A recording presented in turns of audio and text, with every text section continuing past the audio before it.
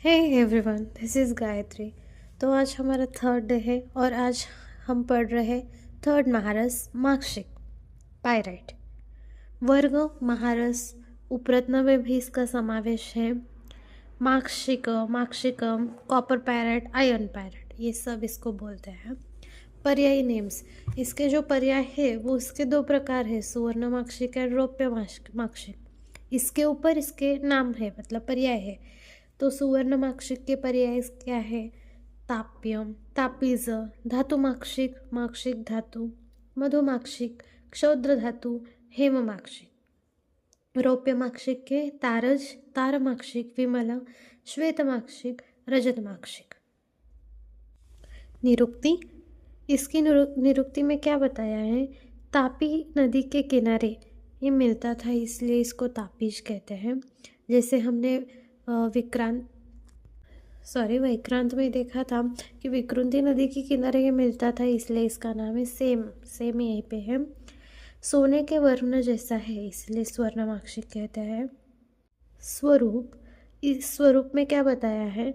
माक्षिक में iron and copper ये content रहते हैं, इसके अनुसार उसका वर्ण चेंज रहता। भौतिक गुणधर्म, माक्षिक is insoluble in water, means अविद्राव्य है। जब माक्षिक को आप हीट करते तब उसमें से वाइट कलर की फोम आती है। लास्ट है स्वरूप में कि जब ज़्यादा देर तक आपने हाथ में पकड़ा तो ब्लैक कलर के दाग हाथ पे आते। भौतिक है, इतना इम्पोर्टेंट नहीं है। प्राप्ति स्थान Bihar, Rajasthan, Andhra Pradesh, Japan, America etcetera. Important प्रकार मेजरली 2 टाइप्स है, सुवर्ण माक्षिक, रौप्य माक्षिक। लेकिन बहुत आचार्यों ने ऐसा कहा है कि कांस्य माक्षिक ये भी प्रकार है।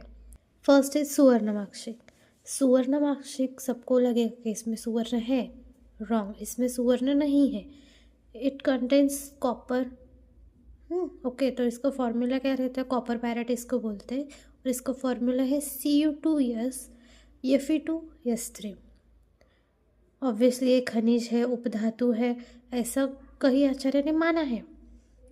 ओके, तो इसको ताम्र गंधायस भी कहते हैं। क्यों? क्योंकि इसमें ताम्र है, गंध है। सेकेंड इज रौप्य माक्षिक, इसको आयरन पायराइट कहते हैं। इसमें लोह और गंध का कंटेंट है, यौगिक है, इसको गंधायस कहते हैं। सुवर्ण माक्षिक को कैसे हमने ताम्र गंधायस कहा, इसको सिर्फ गंधायस बोलते हैं। ओके, तो अभी इम्पोर्टेंट, जब आप सुवर्ण माक्षिक का सत्वपातन करेंगे तो आपको उसमें से ताम्र मिलेगा, और जब आप रौप्य माक्षिक का सत्वपातन करेंगे तब आपको लोह प्राप्त होगा। ग्राह्यत्व, इसमें इन तीनों में से स्वर्ण माक्षिक को औषधि ग्राह्य बता गया है। ओके, देन शोधन इज इम्पोर्टेंट यूज़ करने के लिए। तो शोधन क्या करने का? शोधन में माक्षिक के छोटे छोटे टुकड़े कर कर अग्नि पे उसको हीट करना है, और त्रिफलकवात में निर्वाप। जस्ट रिवाइज कि वैक्रांत में आपने क्या किया था शोधन। Revision is very important. वैक्रांत में क्या किया था, एक बार रिवाइज करो। ओके, सोचो, याद आया क्या सबको? वैक्रांत में किया था कुलथ के क्वात में आपने दोलायंत्र में स्वेदन किया था। ओके, माक्षिक में क्या किया है आपने? निर्वाप किया है त्रिफलकवात में। ओके, देन इम्पोर्टेंट मारन, शुद्ध माक्षिक चूर्ण और शुद्ध गंधक एक समान भाग में लेकर उसको मातुलंग स्वरस की भावना देने हैं, और फिर उसके चक्रिका बनाकर वराहपुट देना है। विक्रांत में आपने गजपुट दिया था, इधर वराहपुट देना है। ये क्रिया सिर्फ आपको 5 बार करनी है तो भस्म मिलेगा। Okay, then come to the भस्म गुण धर्म। माक्षिक का जो भस्म है उसका वर्ण उन्होंने लाल वर्ण बताया है। रसम मधुर कषाय रसात्मक, वीर्य शीत वीर्यात्मक, विपाक कटु विपाक। देन इसके यूज कर्म बल्य योगवाही, रसायन वृश्य चक्षुष्य त्रिदोष शामक, विशेषतः पित्त शामक। माक्षिक ऑब्वियसली आपको पता शीत वीर्यात्मक है तो पित्त शामक होगा।